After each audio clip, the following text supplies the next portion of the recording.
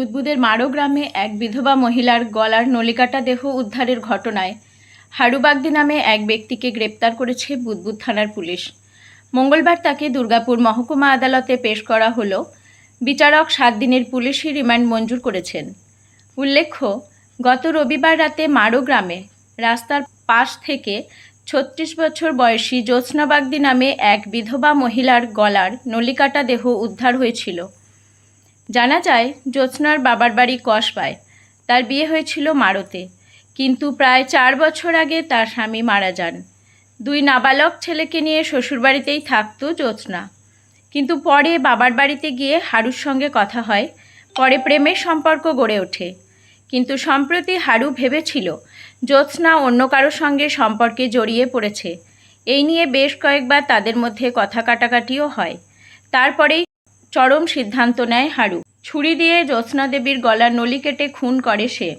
এই ছুরি হারু আগে থেকেই নিজের কাছে রেখেছিল বলে মনে করা হচ্ছে, তবে ছুরিটি এখনও খুঁজে পাওয়া যায়নি।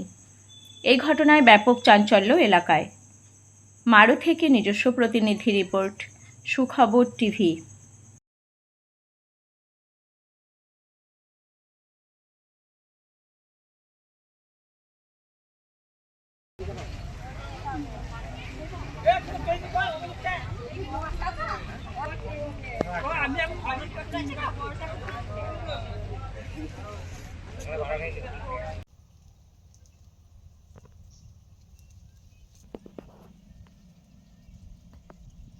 আমার ভাসুরের ছেলের বউ।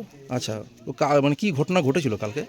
কালকে ঘটেছে আমরা তো বলে জানি না বাবা। ও পশু বলে ডাক্তার দেখাতে যাবো বলে গিয়েছে বাপের ঘর।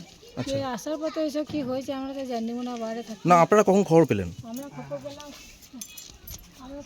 সে 8টার সময় রাত্রেবেলা।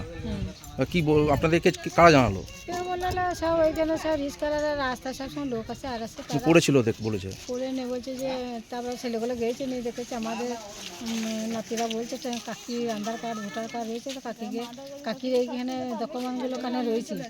নিয়ে বলছে তাহলে দেখি খুঁজে আমার কাকি কোথায় রয়েছে। দিয়ে ওই জন্য সব খুঁজে সব দেখে না আমার কাকি তখন মার্ডার হয়ে গিয়েছে। আচ্ছা, ওই ওইটুকুনি তারপরে থানা পুলিশ। ও ফ্যামিলিতে কে কে রয়েছে ওর? ওর ফ্যামিলি এই বাচ্চাটা এই এক ছেলে নাকি? না, 2টো ছেলে, একটা মায়ের সাথে গেছে আর এইটা। আচ্ছা, ও স্বামী তো মারা গেছে বলছিল নাকি? স্বামীও মারা গেছে। আচ্ছা, তো কাউকে কি সন্দেহ কিছু করেছেন নাকি? আমরা ওসব করি নাই বাবা, আমরা বউ মানুষ, আমরাও খেটে খাই, ও খেটে খায়। পুলিশ এসছে? হ্যাঁ, পুলিশ এখানে আসে না, ওখানে 3 গাড়ি পুলিশ এসেছিল। আচ্ছা, ওখানে যা হয়েছে আমরা কি আপনাদের কিছু বলেছে পুলিশ? কিছু আমাদের কিছু বলে নাই। আর আমরা রাতেবেলাতে খেটে আসি, ঘুমিয়ে যাই। আমরা কি কাজ করতো? কি কাজ করতো, কোথাও যেত না, বাড়িতে থাকতো, শরীর খারাপ করে থাকতো। আচ্ছা, ওই ছেলেদিকে আমাদের তো বলে না বাবা, ছেলেগুলো বলেছে আমার ডাক্তার দেখাবে। তারপরে এই ঘটনা পেয়েছে? হ্যাঁ, পরশু দিনে বেরিয়েছে।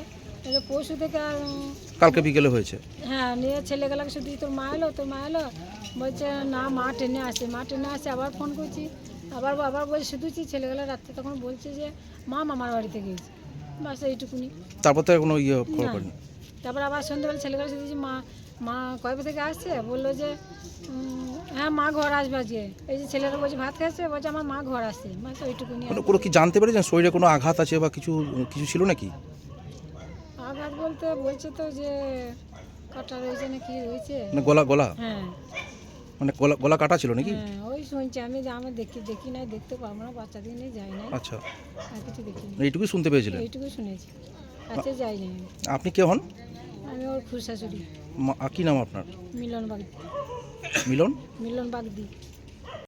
ঘটনা বলতে মানে আমাদের কসবা জাঁপুর অঞ্চলেরই মানে ছেলে আর টোটোওয়ালা ছিল আমাদের কসবা দুপুরপাড়ার। 2জন মিলে আমার দিদিকে মানে ওরা ছুরি দিয়ে পাথর দিয়ে টোটোর মধ্যেই মার্ডার করে দিয়েছে। বাপের বাড়ি যায়নি, ওই আমার দিদি বিয়ে হয়েছে মারোকোটা থেকে তুলে এনে ওরা ওইখানে একটা আর্মি ক্যাম্প আছে, রেল গেট, ওইখানে নিয়ে ওরা সেই কাজটা করেছে। মানে দিদিকে মানে যাচ্ছেতাইভাবে মার্ডার করেছে। থানায় অভিযোগ বলতে আমাদের একটাই দাবি, ফাঁসি, 2জনাকেরই ফাঁসি চাই। ওদের কোনো মানে ক্ষমা বলে কোনো জিনিস নাই। যেভাবে মানে একটা মানুষে মারতে পারে, সেসব মানুষদের মানে বেঁচে থাকার কোনো অধিকার নাই। আমাদের জন্য ছাড়া পায়। আমার নাম উত্তম বাগদি। ছোট ভাগনা আছে, একটা বড়। তো আমার বড় ভাগনার নাম হচ্ছে দেব, ছোটোর নাম হচ্ছে জয় বাগদি। তা দেবের বয়স হবে এখন 14 থেকে 15 বছর বয়স হবে, আর ছোটোটা হবে 8 থেকে 9 বছর। বডি এখন দুর্গাপুর পাঠানো হয়েছে পোস্টমর্টমের জন্য। আবার দুর্গাপুর থেকে আবার যাবে আসানসোল। তারপর কখন কি ছাড়বে এখন সেটা এখন আমাদের সঠিকভাবে বলা হয়নি।